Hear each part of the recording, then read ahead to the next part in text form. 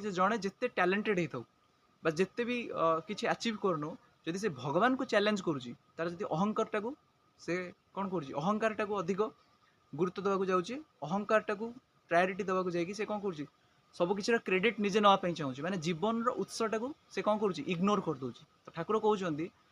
श्री श्री ठाकुर रामकृष्ण परमहंस देव और अनुकूल चंद्र आलोचना प्रसंग में बहुत सुंदर भाव में पूर्व पूर्व अवतार सब आलोचना कर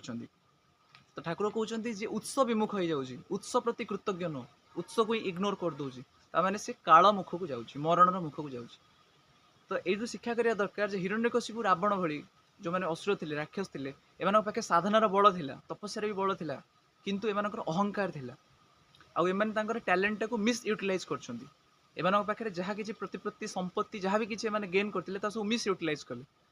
तो जहाँफल कि कौन है तो भगवान महाबुद्धिमान भगवान जो हिरण्यकशिपु को मारे से बर कथा गुड़ा स्मरण करेगी